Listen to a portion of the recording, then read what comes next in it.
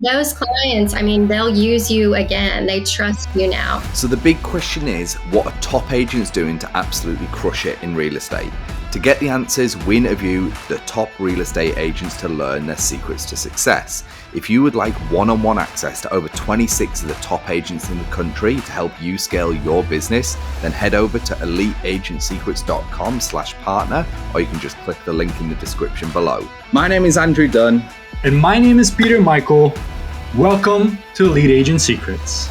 I wanted to kind of continue on the thought process of like the follow-up, which is your second topic, which is actually about being honest with clients and not quote unquote salesy. So unpack why that is your second secret to success.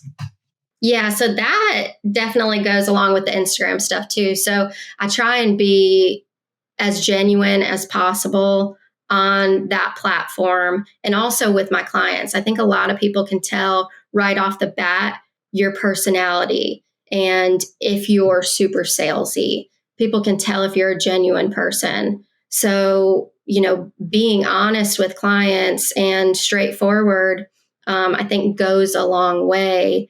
And real estate agents are up there with car salesmen. Like, people just don't like us.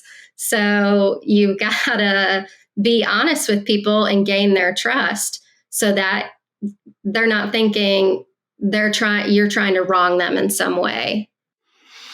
What are some of the ways that by the way, I totally agree. I think real estate agents just a shocking reputation. The irony is because it's such a low barrier to entry, it's kind of this, I always have the analogy of real estate, it's like a revolving door. It's like 87% fail within the first year. So they're in, and within 12 months, they're back out. And the same thing happens every year over and over again. And therefore, the incorrect tactics, if we call them that, get used constantly, and then those people leave, and then a new set come in and do the same shit, and then those people leave, and the cycle continues. So when it comes to, let's say, on the opposing end, some of the salesy things that you outwardly avoid, and you're like, I'm not doing that shit, and what are some of the things when it comes to being like honest and transparent, even if you've got some great stories, I'm sure you do, where it's like, like one of ours is, for example, we didn't sell a couple of homes because it was like, this shit just doesn't feel right. Like the coach didn't feel right. And we're just telling them that this doesn't feel right. Like, the choice is ultimately yours. Our recommendation is we don't do it. Anyway, lo and behold, it did turn out to be a dodgy deal, and it was wrong. And therefore they were grateful and got referrals, even though we didn't sell them that home. Right. And it's like stuff like this happens. So yeah, I'd love to get a bit more of your input. Yeah, I think people really appreciate your honesty. And so if you're showing a client a house and you can just tell up front, this isn't going to be a good fit for them, or they're not going to like that neighborhood, or they're not going to be happy with the purchase later on, I have no problem telling somebody, this is not the house for you. You do not need to make an offer on this. And I think a lot of people think that real estate agents go in and you walk through the house and you tell them, oh, the kitchen's here and the living room's here, and try and sell them on specific properties. And that's not the job at all. The last thing I want is a client calling me years later to sell some crap house that they bought years before because I didn't say, this isn't the one. So just being upfront and transparent with people. And I see a lot of agents, especially in the beginning, I feel like you're super motivated to get a check. So you'll push your client into any property and sell them on any property just so that you can make it to the closing table. And I think over the years, you'll realize that's, not the way to do the business. One of my favorite stories that I have, they're still friends of mine, and I came in and I'm surprised they kept me, to be honest. They went in, they loved the house, and it was overpriced by probably 40 or 50,000. And then I'm like, guys, I know you love this place, but unless we get it for a certain price, like, we can't. So it sold to somebody else a couple of days later, and it sold for, right around asking price. And they're like, and they're new first time home buyers. So like, what the hell? I'm like, that realtor's an idiot. I'm like, we went over comparables. It's not close. And then we did it again. So they fell in love with another one. and it was overpriced again. And I'm just like, fuck.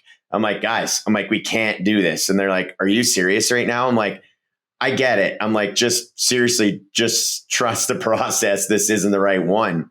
And then the third time came around and we actually got him a good deal. And the funny thing is that our market in Calgary has been going down. Well, it's been good for the last year, but we were going down for 7 years. We're like the only place in North America that sucked while everybody else is doing good. They actually 2 years later, when the market had gone down, sold their house for more than what they bought it for.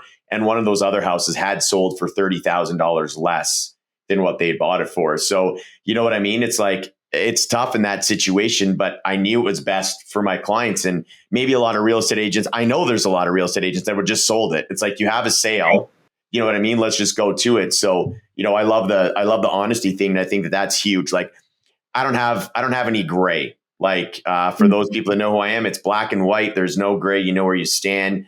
And if I don't like you, you know, and if I love you, I'll probably cry in front of you. So it's like, for me, the honesty thing is just how I've built my business too. And I just find it to be so important. And to your point, Andrew, like 80%, like on my coaching that I do on Tuesdays, I talk about how 80% of realtors suck.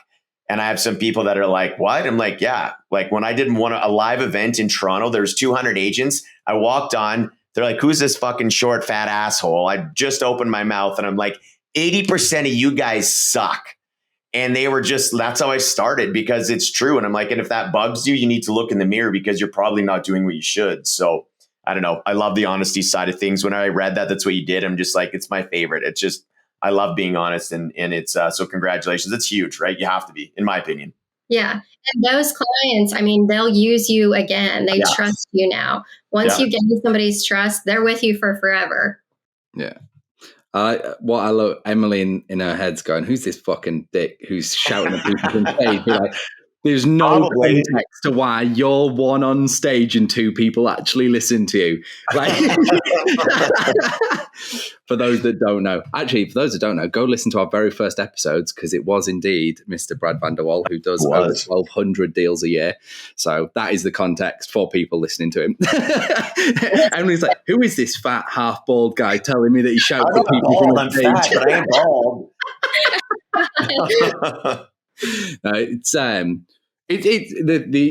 It's just true, right? And I agree. To your point, Brad, the people that get offended are usually the ones that fucking suck, because that's hence they are offended. Because the ones that do the shit don't get offended because they're like, I know that's not me because I'm doing the shit. Like, I'm here and I'm in the mud. Like, I'm actually doing it, which is totally true, right? That was the point.